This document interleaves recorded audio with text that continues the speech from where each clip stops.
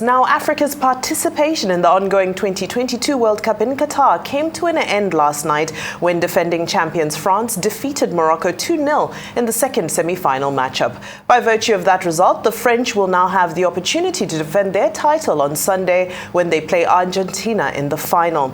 The Moroccans will on their own face Croatia in the third and fourth place match on Saturday. Arise correspondent Aron Akerejola joins us now from Doha, Qatar for the World Cup update. Aron, how are you doing today? Listen, as much as we went out, can we agree that we went out in style? What a match last night. I must actually say very spirited effort from the Atlas Lions of Morocco, and they gave a pattern tribute, and more importantly, they ensured that they did not leave with their legs, their tail between the legs. They did not leave with their head cowered in shame or probably not rising to the occasion. They deserve to be in the semi-finals. As a matter of fact, I dare to even say they deserve to be in the finals. But you look at all that and you say that what a tournament Morocco has actually had. From their very first game in Group F, they went against Croatia. Of course, incidentally, they will be reprising that particular one in the third place match on Saturday, and it went goalless. They only lost their first game yesterday, having beaten Canada, beaten Belgium, beaten former champions Spain, and also European champions Portugal. And the belief, the fact that they are being governed, the fact they are being coached by a local-based coach, because that is something synonymous with all the contingents from Africa in this particular World Cup. All being governed by local-based coaches, and it says a lot to the fact that local-based coaches, indigenous coaches, African coaches have come of age. They've actually shown that at this tournament, and kudos to them, I must actually say. And at the moment, they've instilled belief in the heart of Nigerians. They've instilled belief in the heart of all the African nations. The African Union certainly are very proud of them. And when we go into 2026 World Cup in USA, Mexico, and Canada, we can dare to dream that maybe an African team can get to the finals if Morocco did it in 2022. So you look at that, and I must say that what a spirited effort from them. They had their best game yet, I must actually say, in that particular game against France. The Le Bleu, for most of the game, had to contend with the fiery power of Morocco, which was unfortunate that in the final third, when it mattered the most in front of goal, they were not as clinical as the Le Bleu of France, and the Le Bleu of France punished them with every given opportunity. Theo Hernandez scoring the fastest goal in the history of the World Cup in the semi-final stage in just 5 minutes, and one man, Molly, coming in, and with just his introduction, 44 seconds later, he was finding the back of the net. I must tell you, a spirited performance from France. But Morocco, what a tournament they've had. Very well said, Aron. Of course, FIFA 2022 in Qatar has not been without, scandals and, unfortunate situations.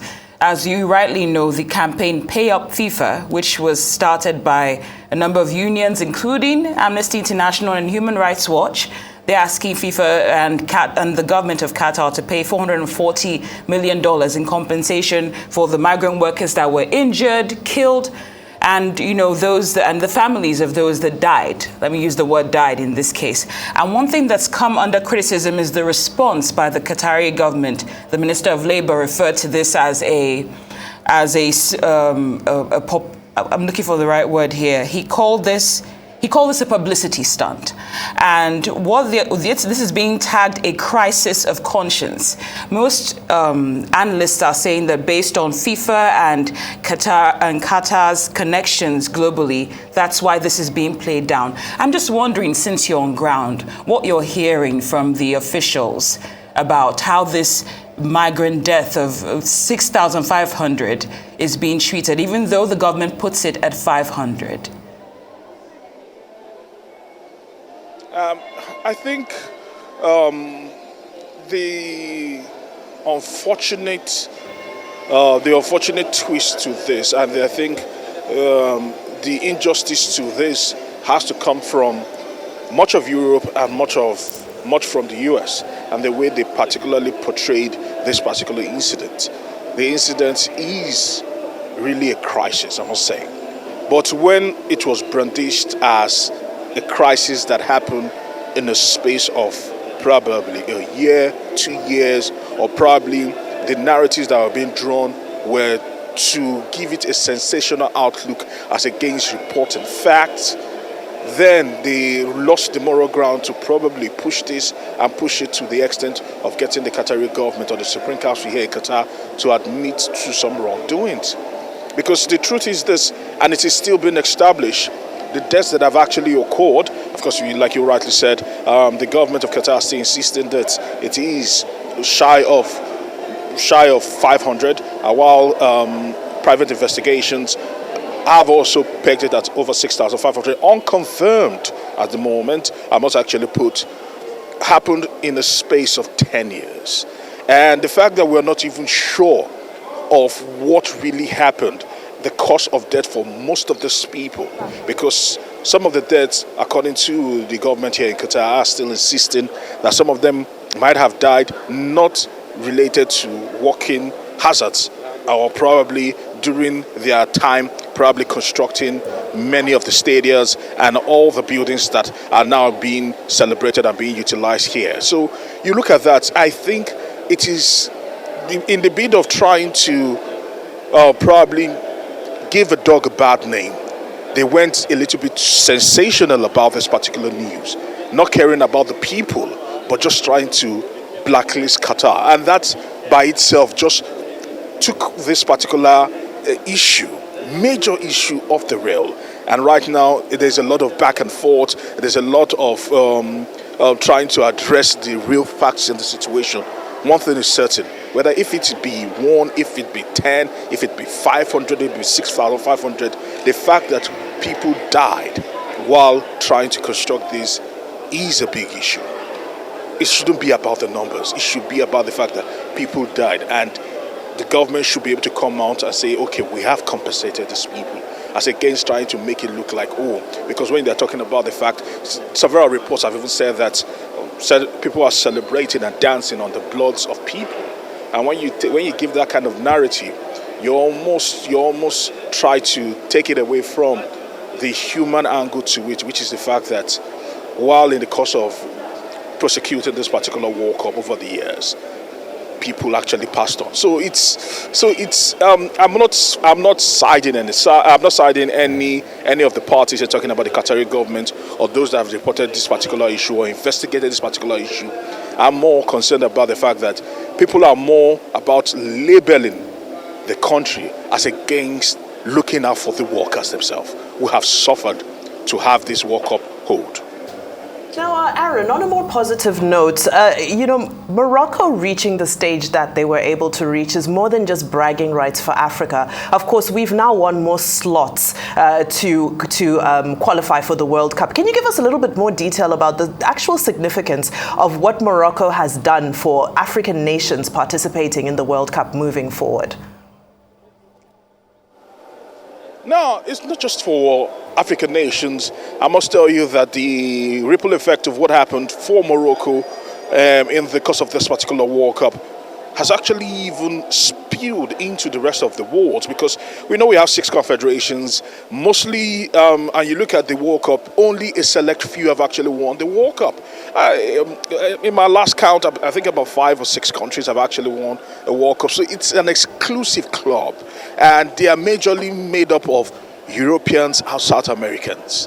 When you look at that, Asians, Africans, those from the Oceania region do not factor into the business end of this particular World Cup. So to see Morocco come this far has literally broken that glass ceiling, shattered it, and actually given the opportunities to say that this is not just an Asia, and this is not just a European and South American affair, because you look at the finals right now and you can see it's once again a European and South American affair. And the fact that in the course of this World Cup, we've seen people from Japan, South Korea do very well.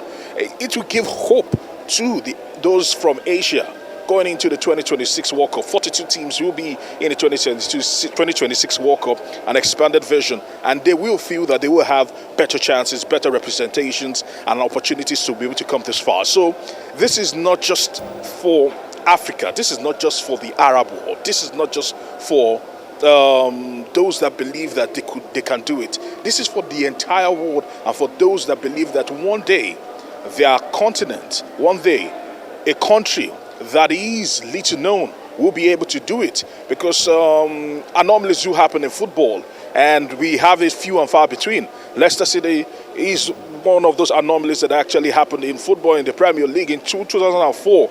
No one ever gave a small country of Greece the opportunity to win the Euros. They shocked the entire European Union to actually win the Euros. And with this is another anomaly that has happened that will give belief to the rest of the world that it is really possible, because Morocco didn't just stumble into the semi-finals. They earned the right after beating Canada, beating Portugal, beating Spain, beating Belgium. Some of the biggest names in world football have fallen in the hands of Morocco. Kudos to them, only conceding for the very first time from open play in the semi-finals. What a tournament they've really had. And kudos to you, Arise sports correspondent Aron Akerejola. Thank you for bringing us up to speed on the FIFA World Cup taking place in Qatar. We appreciate your time as always.